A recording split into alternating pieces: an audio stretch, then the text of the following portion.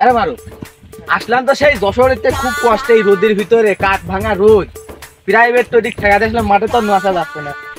ওই যে লাউ বাগানে চাষার যে বড় লার বস আছে, বেতন নিতে হবে, কথা কারণ করতে হবে। চাষা বলছে মাঠে গেছে, চল আগায় দেখি, চল দেখে আসি।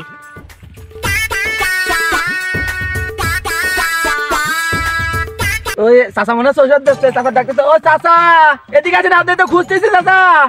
কি গো, কি ব্যাপার গো চাচা, আপনারা কি মনে করে আইছেন? হ্যাঁ আর বাবু আপনার ডাকলাম, ওই যে আপনার যে বড় বড় লাউ হয় বলে, ওই বেতন নেওয়া দরকার। আমার এই লাউ বাবু খুব ভালো লাউ গো। এই লাউর জন্য কত লোক যে আমার আসলে বাড়িতে আমি থাকতে পারিনি। এই আপনারা যেমন যশোর থেকে আইছেন, এরকম অনেক লোকজন আইসি আমার খুব ভালো অবস্থা করে। হ্যাঁ, আমি এই যে মাঠে আইছি, আপনারা মনে হয় বাড়ির উপরে গেছিলেন না? হ্যাঁ, বাড়ির দিকে আসলাম, সে তাজি আম্মা কইলেও যে মাঠে গেছে দেখেন গা। আমি এই যে বাবু প্রত্যেক দিন ঔষধ দেওয়া লাগে, হ্যাঁ, আর লাউ কাটা লাগে। জানেন, প্রত্যেক দিন আমি ভোরে উঠে লাউ কাটি। আজকেও 350 টাকা লাউ বিক্রি করছি, এরকম ডেলি দিন লাউ বিক্রি হয়, বুঝতে পারলেন? তো আপনারা কি মনে করে আছেন? লাট ওই বেসনের গল্প শুনেছেন, বড় বস রাখিছে, ওইটার গল্প শুনেছেন? তো চলেন যাই দেখি, ওই দেখাই কি। চলেন যাই দেখে আসি। দেখেন, একটু দেখে শুনে আসবে না? হ্যাঁ চলেন। আপনারা ভদ্রলোক মানুষের ছেলে পেলে তো হয়তো গাছটা আছে, পাড়াটারাও দিতে পারেন। এই দেখেন আমার সেই বীজটা দেখবেন, এই দেখেন আমার এই বীজের জন্য বাবু আর শুনবেন না, এর জন্য এই দেখেন, দেখেছেন? ওই দেখেন, আর চাচা এ কত বড় বস, বিশাল বড় বস গো। সুপ্রিয় দর্শক, এই দেখুন সেই ভাইরাল লাউ। আমরা যার বীজ নিতে এসেছি, সেই শুধু যশোর থেকে খুব কষ্ট করে। এই বীজের কথাই আমরা বলবো এখনই চাচার সাথে। এই বীজটার জন্য বাবু অনেক জায়গা থেকে, এই দেখেন সেদিনকে আমাদের কুয়ারখালী তো চেনেন না? হ্যাঁ হ্যাঁ চিনি, কুয়ারখালী কৃষি অফিসের থেকে ওদিনকে 7 জন আসছিল, বুঝছেন? আমাদের বাগুলাট ইউনিয়ন মনিরুজ্জামান আছে, খলিলুজ্জামান আছে, এরকম কৃষি অফিসার দিয়ে তাদের বস টস, বুঝছেন, তাদের নিয়ে টিয়ে আইছিল, আইসিয়ে ইয়ে দেখে গেছে এবং আমার ছবিটাও তারা করে নিয়ে গেছে। আবার এই লাইয়ের ছবিটা করেছে, এই দেখেন লাউ আসলেও খুব ভালো লাউ, বুঝছেন?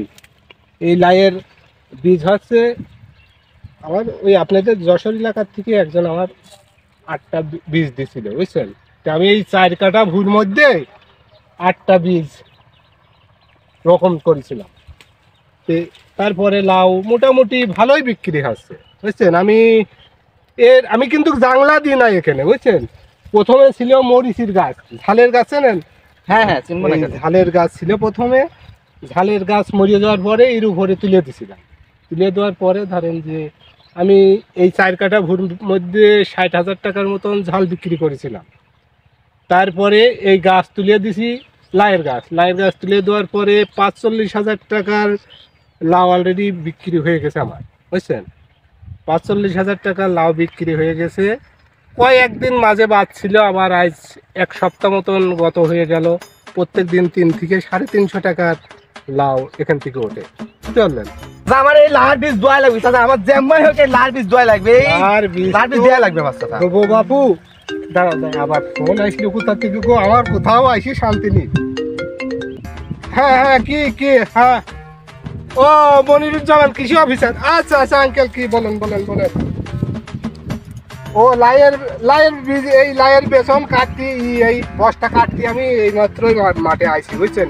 এই দেখেন যশোর থেকে 4-5টা ছেলে আইসি আমার, এই যে এখন এরা সবই চাচ্ছে, কিন্তু আপনার কাছ থেকে তো কিছু টাকা পয়সা নিয়ে ফেলেছি, বুঝছেন?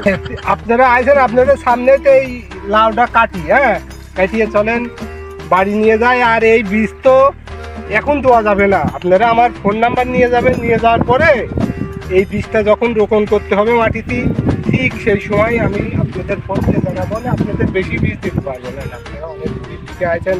আপনারা কৃষি আইছেন গো? প্রাইভেট কারে আছি, তে আপনারা বাড়ির পাশে রাস্তায় ঠেকা চাইছে, যে ঘাসের পুরের পাশে। আচ্ছা, বাসায় তো গেছিলেন না? তা গেছিলাম। আপনার চাষি আমার নাস্তা টাস্তার ব্যবস্থা করেছেন নাকি? নাস্তার ব্যবস্থা হয়তো করেছে, আমরা এখন মাঠে চলে আসছি আপনার সাথে দেখা করতে। আচ্ছা, যাই হোক, তাহলে পারে এই বস্তা কাটি নিয়ে চলেন যাই, আপনাদের সঙ্গে যাই। যে আমার বাসার উপরে যখন আইছেন, আপনাদের তো কিছু আপাতত ঠান্ডা পানি টানি তো আপনাদের সামনে না দিতে হবে না। চাচা ধরেন কাটেন। হ্যাঁ এখন ধরতে পারবে না রে? ধরাই তো কষ্ট। হ্যাঁ বাপু বিসমিল্লাহ, এক একটা লার গোড়ের থেকে 80টা করে বীজ দিবা। লাভ ভরসা। আল্লাহ ভরসা। ধরেন ধরেন ধরেন ধরবেন? হ্যাঁ চলেন। এ তো একা নোয়াই কষ্ট চাচা। ওর বাবু এই তোমার চাষির আসতে বলেছিলাম, হ্যাঁ হ্যাঁ চাষি মনে হয় আসার সময় পায়নি। হ্যাঁ যদি পাইতাম তাহলে এই লাল তো আপনারা দেখতেছেনই, তাই না? বিশাল গাছ চাচা, বিশাল।